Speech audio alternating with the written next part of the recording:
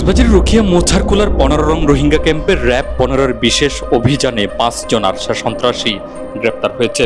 উদ্ধার করা হয়েছে বিপুল পরিমাণ অস্ত্র ও গোলাবারুদ।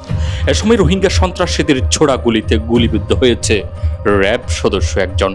রোহিঙ্গা ক্যাম্পের বিভিন্ন সন্ত্রাসী গোষ্ঠী বিশেষ করে আরসা ক্যাম্পে আধিপত্য বিস্তারকে কেন্দ্র করে আতঙ্ক সৃষ্টি, হামলা, খুন, অপহরণ, ডাকাতি, চাঁদাবাজি সহ বিভিন্ন ধরনের সন্ত্রাসী কর্মকাণ্ড পরিচালনা করে থাকে।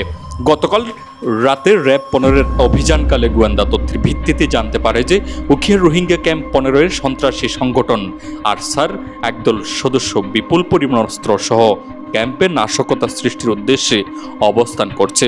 উক্ত তথ্যের ভিত্তিতে র্যাব 15-এর একটি চৌকস আভিযানিক দল অদ্য 11 জুলাই 2024 তারিখ আনুমানিক ভোরবেলা 4:30 সময় 15 রং রোহিঙ্গা ক্যাম্পের মোছারখোলা নামক স্থানে একটি অভিযান পরিচালনা করে। উক্ত অভিযানে র্যাব 15 আভিযানিক দল কর্তৃক সন্ত্রাসী সংগঠন আরসার 5 জন সশস্ত্র সন্ত্রাসী, 6টি আগ্নেয়াস্ত্র, বেশ কিছু বিভিন্ন অস্ত্রের অ্যামুনিশন সহ গ্রেফতার করা হয়। গ্রেপ্তারকৃতদের পরিচয় জানা যায় ক্যাম্প 15-এর ব্লক ডি 3-এর মৃত আব্দুল মুতালিবের পুত্র মোহাম্মদ নেসার, ব্লক এইচ 7-এর আব্দুল জব্বরের পুত্র রবি আলম, ক্যাম্প 15-এর ব্লক এইচ 12-এর শাকির আহমদের পুত্র মোহাম্মদ আবুল কালাম, ব্লক সি 25-এ অবস্থানরত বাংলাদেশি নাগরিক আব্দুর রহমানের পুত্র আবুল হোসেন, ক্যাম্প 15 এইচ 5-এর বাশারের পুত্র মোহাম্মদ আয়ুব। গ্রেপ্তারকৃত জিজ্ঞাসাবাদে জানা যায় ইউনুস মাঝি, মৌলভী ইব্রাহিম ও আরাফাতের নেতৃত্বে 25 থেকে 30 জনের আরসার একটি গ্রুপ ক্যাম্প 15-এ অবস্থান করে। তারা উখিয়া ও নীলার পাহাড়ি এলাকায় স্থানীয় কৃষক সহ নিরীহ লোকদের অপহরণপূর্বক মোটা অঙ্কের টাকা আদায় করে থাকে। যে সকল স্থানীয় কৃষক পাহাড়ি এলাকায় কৃষিক্ষেত্রে কাজ করতে বা গরু চড়াতে অথবা বনে কাঠ সংগ্রহ করতে যায়, এই সন্ত্রাসী গোষ্ঠী সুযোগ বুঝেই এ সকল নিরীহ কৃষকদের অস্ত্রের মুখে অপহরণ করে গহীন পাহাড়ে নিয়ে গিয়ে অমানবিক নির্যাতন করে এবং নির্যাতনের ভিডিও ভিকটিমের চিৎকার তার পরিবারের সদস্যদের ফোনের মাধ্যমে শুনিয়ে মুক্তিপণের টাকা আদায় করে থাকে।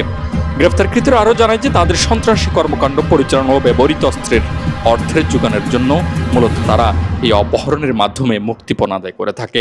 গ্রেপ্তারকৃত 5 জন আসামির মধ্যে আবুল হোসেন স্থানীয় বাঙালি, সে মূলত আরসা সন্ত্রাসীদের অপহরণ সংক্রান্তে তথ্যদাতা। কোনো কৃষকের আর্থিক সামর্থ্য রয়েছে এবং কাকে অপহরণ করলে মুক্তিপণ পাওয়ার সম্ভাবনা রয়েছে এই সংক্রান্ত তথ্য আরসা সন্ত্রাসীদের নিকট প্রদান করত সে।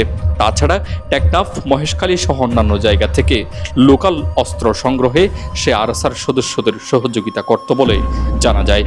উল্লেখ্য যে অভিযান পরিচালনা করে আভিযানিক দল উক্ত আরসা সন্ত্রাসীদের আস্তানার নিকট পৌঁছা মাত্রই র্যাবের উপস্থিতি টের পেয়ে আরসা সন্ত্রাসীরা আভিযানিক দলের উদ্দেশ্যে গুলিবর্ষণ করতে থাকে।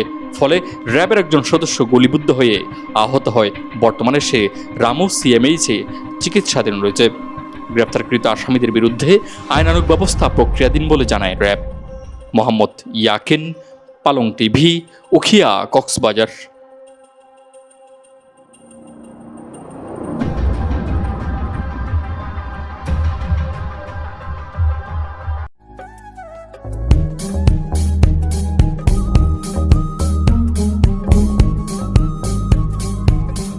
পালং টিভি, গ্রাম বাংলার কথা বলে।